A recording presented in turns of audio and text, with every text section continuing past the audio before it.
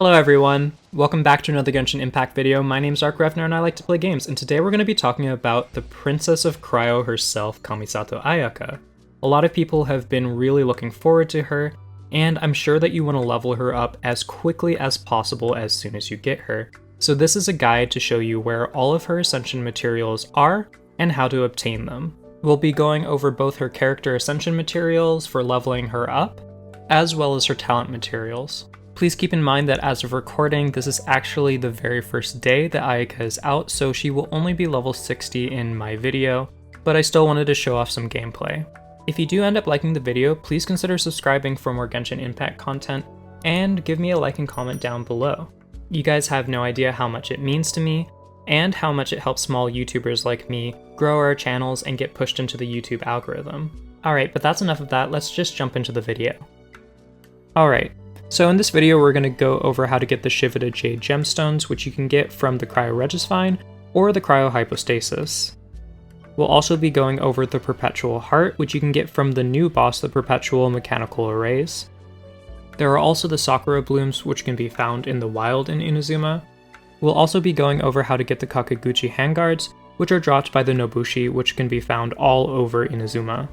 And lastly, we'll be going over Ayaka's talent materials, which are the Elegance Talent books, and the Bloodjade Branches, which can only be found from Ajdaha from his weekly boss drops. Alright, let's go ahead and start with something easy. We're going to start with the Cryo Regisvine. I think that this is probably the easiest way to farm for the Shivida Jade Gemstones.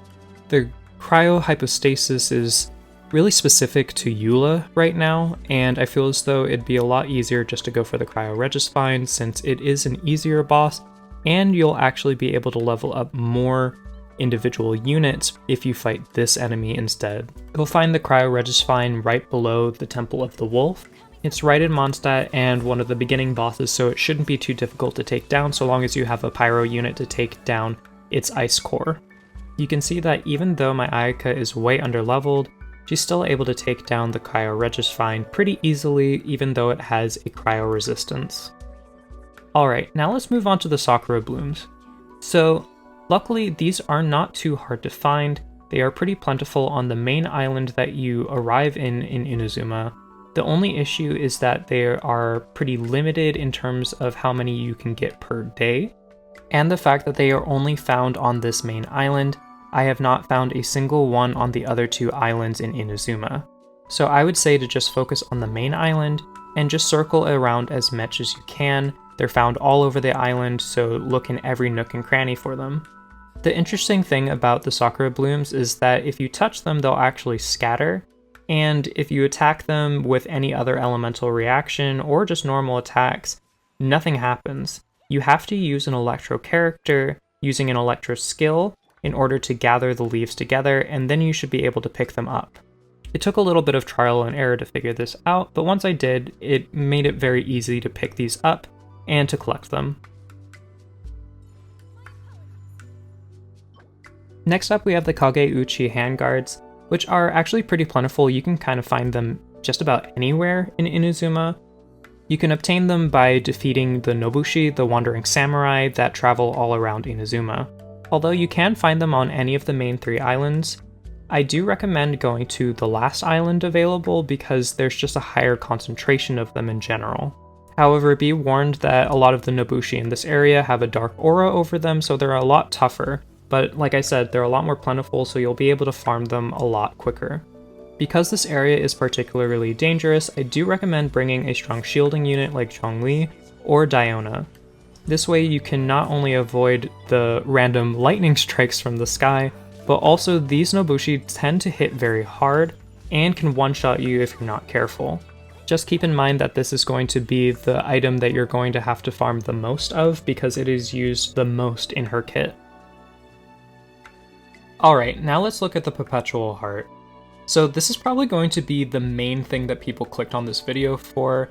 You're going to want to head up to the northernmost tip, Araumi. This way you can get to a wayfinder point so that you can travel across the sea to the island above. You're going to see that the boss is actually located in the middle of the ocean, however it's currently submerged underwater. So for now you're not even going to go over there, you're just going to go straight up to the islands right above it. go ahead and jump from the cliff and make your way to the topmost part of the island, towards the large arch in the distance. You should be able to find the waypoint to the boat down below. From there, make your way across the ocean. Once there, you're going to see a big rock, and you're going to use the new electro travel system to skyrocket yourself into the sky, which will put you into a portal.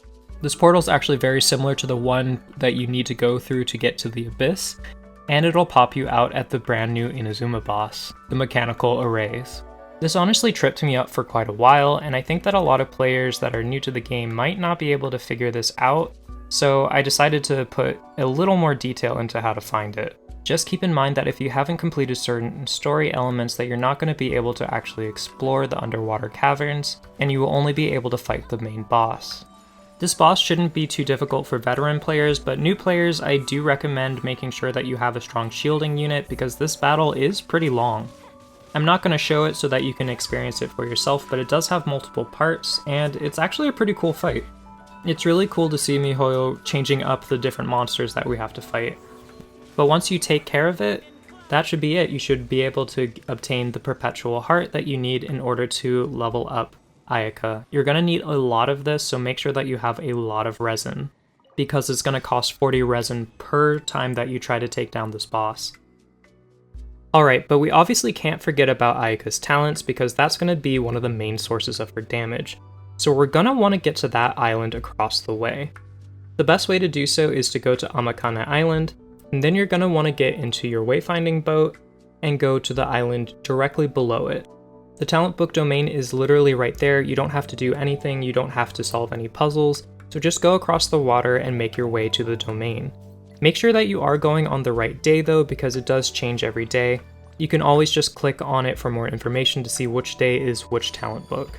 This domain is actually really simple, it's just Nobushi as well as treasure hoarders, so you shouldn't have too much difficulty beating this domain.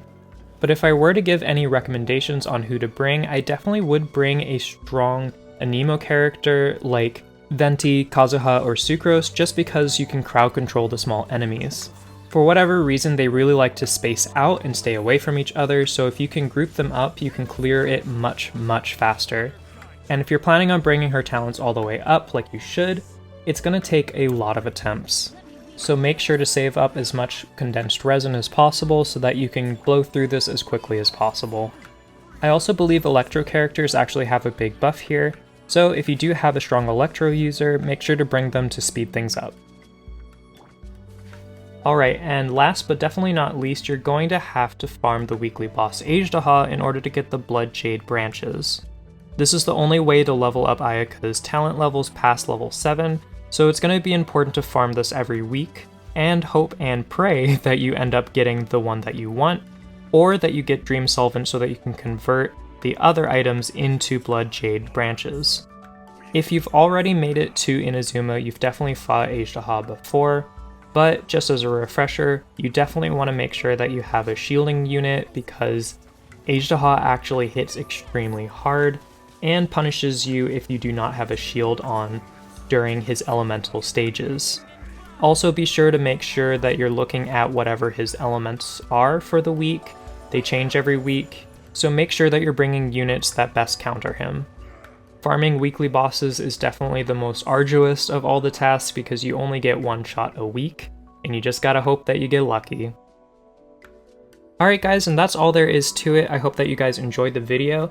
Please feel free to share this with anyone who's currently trying to build Ayaka or who might be trying to build her in the future. And if you enjoyed the video and made it this far, please feel free to leave me a like and comment down below. It really does help me grow my channel. And consider subscribing if you want to see more Genshin Impact content from me. I'm currently finishing up my Ayaka builds, so hopefully I'll have a video out on that soon. Alright guys, that's all for now. I hope you enjoyed the video. Best wishes. Bye.